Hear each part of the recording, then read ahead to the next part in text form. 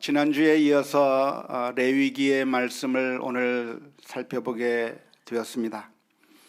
오늘 말씀의 그 내용을 요약한다고 한다면 이스라엘 민족으로 하여금 저 가나안 땅의 풍속을 따라하지 말라고 하는 경고의 말씀입니다. 이스라엘 민족이 가나안 땅에 살게 되었지만 그 가나안 땅에서 벌어지고 있는 여러 가지 풍속들, 가나안 사람들이 행하고 있는 그런 일들을 따라하지 말고 닮지 말라고 하는 그런 경고의 말씀이 오늘 본문의 말씀입니다. 읽어보진 않았지만 레위기 18장 3절과 4절 말씀에 보면 이런 말씀이 기록되어 있습니다. 너희는 너희가 거주하던 애굽 땅의 풍속을 따르지 말며 내가 너희를 인도할 가나안 땅의 풍속과 규례도 행하지 말고 너희는 내 법도를 따르며 내 규례를 지켜 그대로 행하라. 나는 너희의 하나님 여호와이니라. 이스라엘 민족이 애굽 땅에서 살고 있었을 때 그 애굽 땅에 있던 사람들이 행하고 있던 풍속들을 보았을 겁니다. 애굽 사람들이 어떻게 살아가고 있는가에 의해서 많은 영향도 받았을 겁니다. 그런데 이제는 해방이 되어서 가나안 땅에 들어가게 될 텐데 그 가나안 땅에 들어가서도 역시 가나안 사람들을 만나게 될 텐데 그들이 행하고 있는 풍속, 그들이 행하고 있는 것들에 영향을 받지 말고 따라하지 말고 오직 하나님의 법도를 지키고 하나님의 말씀에 따라 행하라고 하는 것이 오늘 레위기 18장에서 명령해 주고 있는 그런 말씀입니다. 사실 하나님께서는 이스라엘 민족에게 아주 끔찍한 명령을 하나 주신 게 있습니다. 그것은 무엇이냐면 만일 너희가 가나안 땅에 들어가게 된다고 한다면 가나안에 살고 있는 그 민족들을 전부 다 몰살시키라고 하는 명령입니다. 한 사람도 남기지 말고 다 죽여버리라고 하는 그런 끔찍한 명령을 하나님께서 해 주셨는데요, 오늘날 21세기에 살고 있는 우리들이 이 말씀을 읽으면 굉장히 불편합니다. 왜 하나님께서 무고한 사람들을 죽이라고 하시는가? 왜 하나님께서 저 가나안 민족을 죽이라고 하는가? 굉장히 쉽게 이해되지 않을 것입니다. 하지만 하나님께서 그렇게 명령하신 이유가 있다고 한다면 두 가지 점에서 이해해 볼 수가 있을 것입니다. 첫 번째는 가나안 민족이 엄청난 죄를 지었기 때문에 하나님께서 심판하신다고 하는 차원에서 이해할 수 있습니다. 오늘 읽은 레위기 18장 24절에서부터 25절 말씀에 보면 이렇게 기록되어 있습니다. 너희는 이 모든 일로 스스로 더럽히지 말라. 내가 너희 앞에서 쫓아내는 족속들이 이 모든 일로 말미암아 더러워졌고 그 땅도 더러워졌으므로 내가 그 악으로 말미암아 벌하고 그 땅도 스스로 그 주민을 토하여 내느니라. 무슨 말입니까? 즉 그 가나안에 살고 있던 사람들이 하나님 앞에서 큰 죄를 범하였기 때문에 그 죄가 너무나도 크기 때문에 그들을 하나님께서 심판하신다는 것입니다. 잘 살고 있는데 아무 문제가 없는데 어느 날 갑자기 이스라엘 민족을 거기다 심기 위해서 무고한 사람들을 쫓아내시는 것이 아니라 사실은 그들을 심판하기 위해서 그들이 악을 행했기 때문에 그 악에 대한 심판을 위해서 하나님께서 이스라엘 민족을 인도해 내셔서 그 가나안 민족들을 심판하신다고 하는 그런 의미입니다. 사실 하나님께서 아브라함에게 가나안 땅을 주시겠다고 약속하셨을 때부터 하나님께서는 이 점을 분명하게 말씀해 주셨습니다. 저 갈대아 우르에 살고 있던 아브라함을 가나안 땅으로 인도하신 다음에 하나님께서 말씀하시기를 내가 너와 내 후손들에게 이 땅을 주겠다고 말씀해 주셨는데 언제 주느냐? 지금 당장 주는 것이 아니라 먼 훗날에 주겠다고 합니다. 지금 주는 것이 아니라 나중에 주겠다고 말씀해 주셨는데요, 창세기 15장 16절 말씀에 보면 이렇게 기록하고 있습니다. 창세기 15장 16절 말씀에 보면 아직 내 자손은 4대 만에 이 땅으로 돌아오리니 이는 아모리 족속의 죄악이 아직 가득 차지 아니함이니라 라고 기록하고 있습니다. 다시 말하자면 이 땅을 이스라엘 민족에게 주고 싶은데, 아브라함의 후손들에게 주고 싶은데 아모리 민족의 죄악이 아직 다 차지 않았다는 겁니다. 아직 심판할 정도까지는 안 됐다는 겁니다. 그래서 지금은 줄 수가 없고, 아모리 민족의 죄악이 가득 차서 이제는 더 이상 참을 수 없고, 이제는 더 이상 참을 수 없어서 심판해야만 하게 되는 그때 이스라엘 민족을 이끌어내어서 그들을 심판해버리고 그 땅을 이스라엘 민족에게 주겠다고 하나님께서 아브라함에게 미리 약속해 주셨던 것입니다. 뿐만 아니라 하나님께서 이스라엘 민족에게 가나안 민족을 멸절시키라, 몰살시키라고 명령하신 두 번째 이유가 있다고 한다면, 그것은 이스라엘 민족으로 하여금 그들의 풍속을 따라하지 못하게 만들기 위해서입니다. 가나안 민족들과 어울려 살다가 그들에게서 영향을 받고 그들의 풍속을 따라하다가 타락해버리고 죄악을 범하게 될까봐 그들과 끊어버려서 그들을 멸절시켜서, 그래서 이스라엘 민족의 거룩을 유지하라고 하는 그런 의미에서 그런 명령을 해 주신 것이라고 이해할 수가 있을 것입니다. 그러면서 하나님께서 오늘 말씀 가운데서 경고하고 있는 것이죠. 만일 이스라엘 민족도 그들처럼 되어버린다고 한다면, 만일 이스라엘 민족도 가나안 민족과 똑같아진다고 한다면 이스라엘 민족도 쫓아낼 것이다, 이스라엘 민족도 망할 것이다 라고 경고하고 있습니다. 오늘 읽은 말씀 레위기 18장 28절과 29절 말씀에 이렇게 기록되어 있습니다. 너희도 더럽히면 그 땅이 너희가 있기 전 주민을 토함같이 너희를 토할까 하노라. 이 가증한 모든 일을 행하는 자는 그 백성 중에서 끊어지리라. 그 옛날 이 가나안 민족이 죄를 지어서 하나님께서 쫓아내신 것처럼, 그 땅이 토해버려서 쫓아내게 만들었던 것처럼, 만일 이스라엘 민족도 가나안 민족과 똑같아진다고 한다면, 가나안 민족의 풍속을 따라 죄악을 저지르게 된다고 한다면 결국 똑같이 토해내게 될 것이고 똑같이 멸망을 당하게 될 것이라고 하는 경고의 말씀이라고 할 수가 있겠습니다.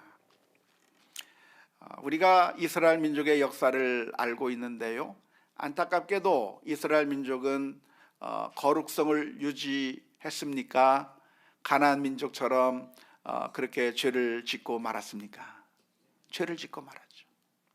가나안 민족처럼 우상을 섬기고 가나안 민족처럼 음란한 행동을 하면서 죄악을 저지르게 될 때에 결국 북쪽 이스라엘 민족은 아수르라고 하는 나라에 의해서 멸망을 당하고, 남쪽 유다는 바벨론이라고 하는 나라를 통해서 멸망을 당하게 되고 포로로 끌려가게 되는 비극적인 역사가 있었다고 하는 사실을 알게 됩니다. 사실 가나안 땅에 살면서 가나안 민족에게서부터 영향을 받지 않는다고 하는 것은 굉장히 어려운 일입니다. 우리가 먹을 만지면 먹물이 묻게 되어 있고, 인주를 만지게 되면 인주가 묻게 되어 있고, 짬뽕을 먹으면 짬뽕 국물이 묻어요. 우리가 가까이 하는 것에 묻게 되어 있고 영향을 받게 되어 있는 것인데, 이스라엘 민족이 그 가나안 민족들을 다 쫓아내지 못해서 결국은 영향을 자꾸만 받을 수밖에 없게 된 그런 상황을 가정해서 오늘 레위기의 말씀 가운데서는 하나님께서 명령하시는 겁니다. 경고하는 겁니다. 너희는 가나안 땅에 들어갔다고 해서 그들의 풍속을 따르지 마라, 그들의 규례를 따르지 말라고 엄하게 경고하고 있는 말씀이라고 할 수가 있겠습니다. 우리도 어떤 사람들일까요? 그 옛날 이스라엘 민족이 저 가나안 땅에 살고 있었던 것과 마찬가지로 우리는 이 세상에 살고 있습니다. 우리가 이 세상에 살아가고 있지만, 그러나 이 말씀을 보면서 우리가 배워야 할 교훈이 있다고 한다면, 우리도 이 세상의 풍속이나 이 세상의 규례를 따라 살 것이 아니라 우리는 하나님의 뜻에 따라 순종하며 하나님의 법에 따라 사는 그런 우리가 되어야 될 줄로 믿습니다. 우리 크리스찬은 누굽니까? 우리는 누굽니까? 우리는 크리스찬은 세상 안에서 살고 있지만, 이 세상에서 in the world, 이 세상에서 살고 있지만 우리는 이 세상에 속한 사람은 아닌 것이죠. of the world, 이 세상에 속한 사람이 아니라 우리는 이 세상에 발을 붙이고 살고 있지만 우리는 이 세상에 속한 사람이 아니라 하나님에게 속한 사람들이기 때문에 이 세상에서 살면서도 이 세상의 풍속이나 이 세상의 규례에 따라 살 것이 아니라 하나님의 법에 따라 살아야 하는 것입니다. 우리의 시민권은 어디에 있다고 합니까? 하늘에 있다고 하죠. 빌립보서 3장 20절의 말씀에 그러나 우리의 시민권은 하늘에 있는지라. 믿습니까? 우리 옆에 사람하고 한번 인사를 나눠봅시다. 천국 시민이시군요.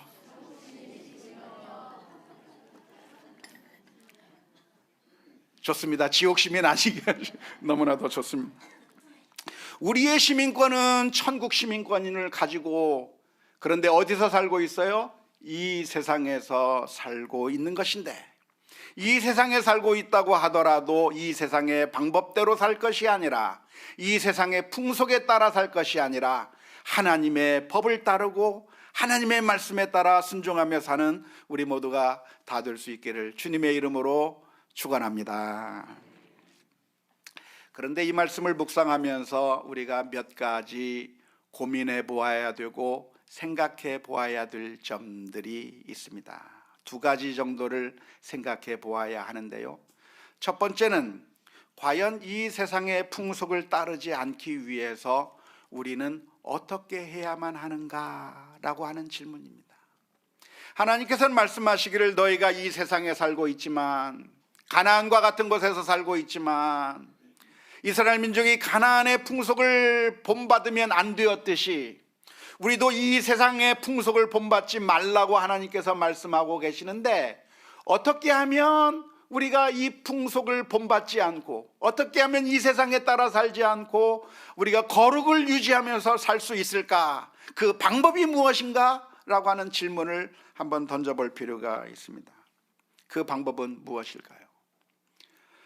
구약 성경에 보면 하나님께서는 저 가나안 민족을 몰살시키라고 말씀하십니다. 저들을 없애버리고 저들을 쫓아내버리고 그리고 하나님의 백성으로 살아가라고 말씀해주고 계신데, 그렇다고 한다면 우리도 쫓아내야 될까요? 이 세상에 살면서 반기독교적인 사람들을 다 쫓아내버리고 그들을 없애버리고 무찔러버리고 그들을 다 쫓아내버리고 기독교 국가를 만들어야 되는 것일까요? 그렇게 기독교 국가를 만들 수 없다고 한다면, 그렇다고 한다면 너무나도 불신자가 많다고 하면 우리끼리 어느 조용한 곳으로 가서 교회 공동체만을 이루어 살고 우리가 다른 사람들로부터 영향을 받지 않는 어떤 은밀한 곳을 만들어서 그곳에 숨어 들어가서 거기서 살아야 하는 것일까요? 어떤 방법을 써야 옳겠습니까? 지금까지 역사상 수많은 크리스찬들이 이 두 가지 방법들을 사용해 왔습니다. 첫 번째 방법은 수도원에 들어가거나 이 세상과 격리되어 사는 방법을 선택했고요. 또 하나의 방법은 악한 세상을 무찔러서 기독교 국가를 만들고 하나님의 백성들이 힘을 잡는, 권력을 잡는 그런 사회를 만들기 위해서 노력을 했습니다. 두 가지 방법으로 노력을 한 것이죠. 특별히 수도원을 만들어서 수도원에 들어가서 신앙생활을 한 사람들이 많이 있는데요. 중세시대 때 보면 정말 하나님의 거룩성을 추구하던 사람들이 이 세상에서 사는 것이 너무나도 싫어서, 이 세상에는 죄악이 너무나도 많고 이 세상에는 악한 일들을 너무나도 많이 보기 때문에 이 세상에서 산다면 내가 때가 묻을 것이기 때문에 내가 거룩해지기 위해서는 그들로부터 거리를 두어야 된다고 생각을 했습니다. 그래서 어떻게 했는가? 수도원을 만들어 놓고 수도원에 들어가서 생활을 하는 것이죠. 수도원에 들어가서 오로지 하나님의 말씀인 성경을 읽고 묵상하고 또 기도에 매진하고 침묵으로 수행하면서, 그래서 하나님과 가까이 하려고 하는 그런 수도사의 삶을 살려고 수많은 사람들이 수도원으로 몰려들었습니다. 이 세상에서 농사를 짓거나 이 세상에서 장사를 하거나 이 세상에서 살아간다면 때가 묻을 수밖에 없고 더러울 수밖에 없으니, 이 세상의 풍속을 받을 수밖에 없으니 그런 것들을 다 내버리고 수도원에 들어가서 오로지 신앙생활만 하고 오로지 찬송만 하고 오로지 기도만 하고 하나님과 가까워지려고 하는 그런 노력들을 많이 했었던 것이죠. 그런데 그 가운데서 아주 특이한 사람이 하나 있었는데요, 그 사람의 예를 들자고 한다면 그 사람의 이름은 시므온이라고 하는 사람입니다. 시므온이라고 하는 사람은 5세기 때 살았던 사람인데요, 이 사람의 원래 직업은 목동이었습니다. 목자였습니다. 양을 치는 사람이었는데 이 사람은 수도사들의 전기를 읽었습니다. 수도사들이 어떻게 수도원에 들어가서 생활하는지 그들의 이야기를 읽으면서 엄청난 감동을 받았습니다. 내가 이렇게 목동으로서 이 세상에 사는 것은 더러운 인생인데 수도사들은 정말 거룩을 향해서 가는 그 모습이 너무나도 좋아서 수도사가 되기로 하고 수도원으로 들어가게 된 것이죠. 그리고 수도원에 들어가서 거기서 40일 금식 기도도 하고 막 그렇게 하는데, 이 사람이 하도 40일 금식을 많이 하니까 수도원 공동체가 좀 약간 문제가 생기는 것 같아서 쫓겨나 버리고 말았습니다.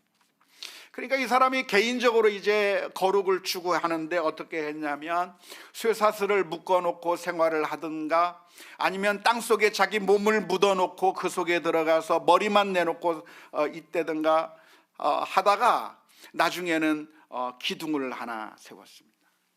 기둥을 하나 세워서 그 위에 올라가서 거기서 성경을 읽고 거기서 기도하며 그렇게 지나게 되었는데, 그러한 이야기를 사람들이 듣고 그 주변에 수많은 사람들이 모여들기 시작했습니다.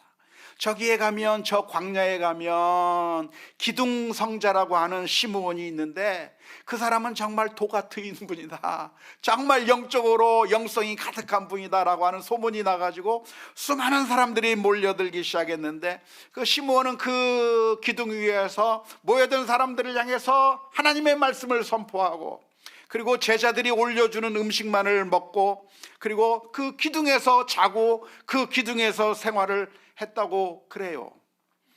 제가 이 이야기를 읽다 보니까 그러면 대소변은 어떻게 했을까 궁금해지더라고요.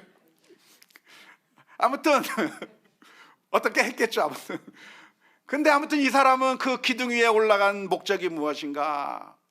사람들과 거리를 두기 위해서 기둥 위에 올라가는 거예요. 사람들과 거리를 둘 뿐만 아니라 하나님 앞에 좀 더 가까이 가기 위해서 기둥을 세워놓고 그 위에서 생활하다가 사람들이 더 몰려드니까 더 높은 기둥을 세워서 기둥을 점점 더 높이 올려서, 그래서 그 기둥 위에서 생활하게 되었고, 그 모습을 본 수많은 사람들이 야, 감동이 된다 하면서 그 주위로 몰려들었습니다.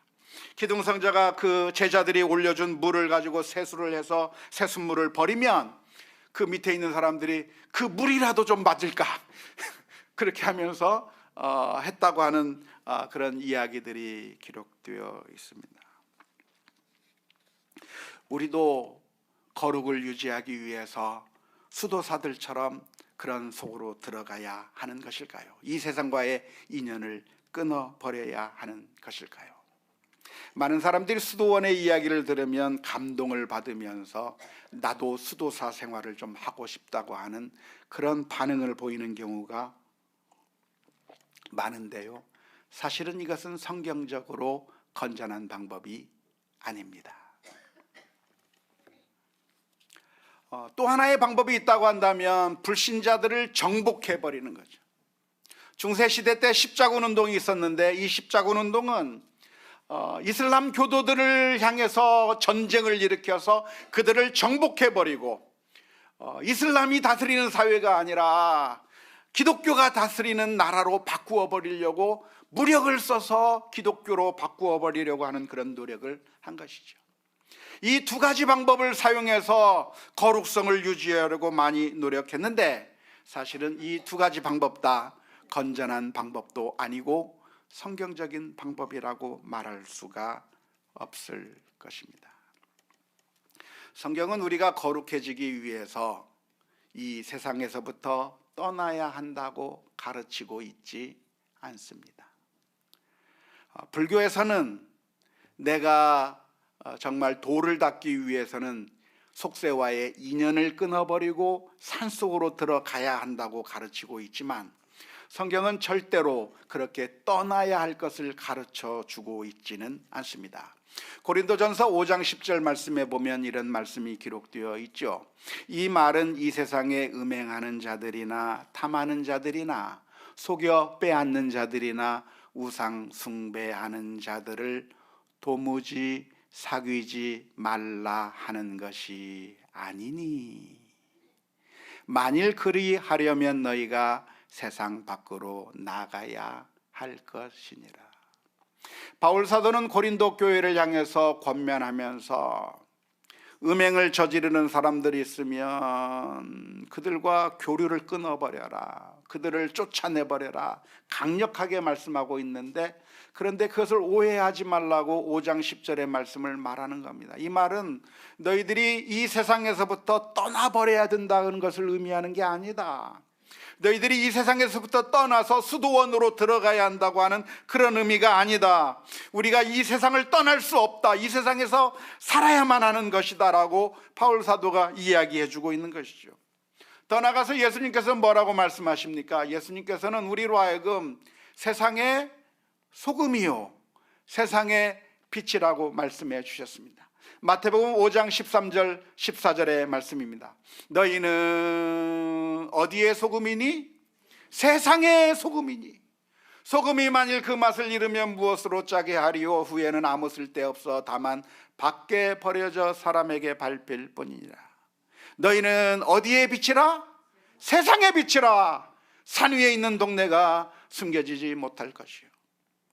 우리끼리 소금이고 우리끼리 빛이고 우리끼리 거룩해지면 되는 것이 아니라 세상에서 소금의 역할을 감당해야 되고 세상의 빛을 발휘해야 되고, 그래서 세상에게 전해야 될, 세상을 하나님의 사랑으로 덮어야 될 거룩한 사명이 우리에게 있는 것이라고 예수님께서 말씀해 주신 것입니다. 따라서 우리가 수도원 속으로 숨어 들어가거나 아니면 무력을 통해서 이 사회를 기독교 국가로 바꾸어 버리려고 하는 시도는 성공할 수도 없을 뿐만 아니라 성경적인 관점이라고 말할 수는 없습니다. 두 번째로 던져야 될 질문이 있다고 한다면 그것은 과연 우리가 피해야 할 세상의 풍속이 무엇인가라고 하는 질문입니다. 가나안의 풍속을 따르지 말라고 말씀해 주고 계시는 이 말씀을 묵상하면서 우리도 이 세상의 풍속을 따르지 말고 이 세상의 풍속에서부터 벗어나야 된다고 하는 그런 교훈을 얻을 수가 있겠는데, 그렇다고 한다면 우리가 피해야 할 이 세상의 풍속이 무엇일까요? 이 세상으로부터 유래한 풍속이라고 한다면 다 거절해야 하는 것일까요? 이 세상에서 유래한 것이라고 한다면 무조건 거부해야만 그래야 거룩하게 되는 것일까요? 한때 우리 한국교회에서는 그래야 된다고 생각한 적이 있었습니다. 예를 들어서 지금으로부터 벌써 수십 년 전에는 교회 안에서 기타를 칠 수가 없었습니다. 혹시 기억하십니까? 기타를 못 치게 했어요. 왜 못 치게 했죠? 기타가 무엇인가? 술집에서 술 먹고 노래하는 그런 유흥에 필요한 악기지 하나님을 찬양하는데 맞지 않는 악기라고 이야기한 겁니다. 하나님을 찬양하는 데는 바이올린이나 첼로로 해야지 기타나 일렉트릭 기타나 드럼이나 이런 걸 하면 안 된다고 생각하던 시절이 있었어요. 그런데 여러분 알고 계십니까? 사실 그것은 우리나라 몇십 년 전에 있었던 이야기지만 그것보다도 몇백 년 전에는 어떤 논란이 있었는가? 교회에서 피아노 치면 안 된다고 하는 주장이 있었습니다. 피아노나 올겐이나 이런 것은 세상의 유흥을 위해서 만든 것들인데 어떻게 하나님을 예배할 때 피아노를 쓸 수 있는가? 올간을 쓸 수 있는가? 악기 없이 하나님을 찬양해야 된다라고 주장하던 사람들이 있었어요. 왜? 그것은 세상에서부터 온 것이기 때문에 교회에서 절대로 쓸 수 없다고 이야기한 것이죠.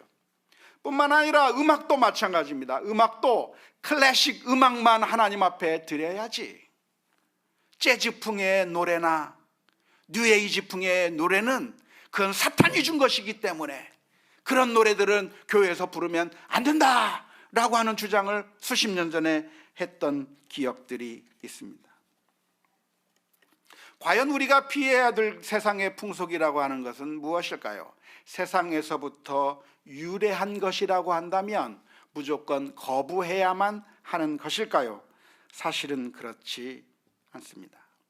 하나님께서 가나안 민족들의 풍속을 피하라고 하는 것은 가나안 민족에게서 유래한 것이라고 하면 다 피해야 된다고 하는 그런 의미가 아니라 하나님의 계명과 배치되는 풍속들을 의미하는 것입니다. 다시 말하자면 가나안 땅에서 우상을 섬기고 있었고 또 가나안 땅에서 음란한 행위들이 있었는데 그러한 가나안 민족들의 우상 숭배, 가나안 민족들의 그 음란한 행위, 가나안 민족들의 그 탐욕적인 모습들, 그러한 것들을 본받지 말라고 하는 것이지 가나안에서 만든 것이라고 한다면 다 거부해야 된다고 하는 그런 의미의 말씀은 아닌 것이죠. 예를 들어서 이스라엘 민족은 광야 생활을 하면서 농사를 지을 수 없었습니다. 광야 생활을 하면서는 목축만 가능했던 것이죠. 하지만 가나안 땅에 들어가면서 농사를 시작할 수 있었는데 농사라고 하는 것은 가나안 민족들이 하던 것이니까 이스라엘 민족은 농사를 짓으면 안 된다는 이야기입니까? 아니죠. 농사를 짓는데 농사의 기술들, 가나안에서 개발한 농법들이 있고 가나안에서 개발한 여러 가지 농사의 기술들이 있다고 한다면 그것은 가나안에서부터 유래한 것이기 때문에 우리 성도들은 그 가나안의 그 기술들을 사용할 수 없다는 이야기입니까? 그게 아닌 것이죠. 당시 가나안은 철기 문화를 가지고 있었습니다.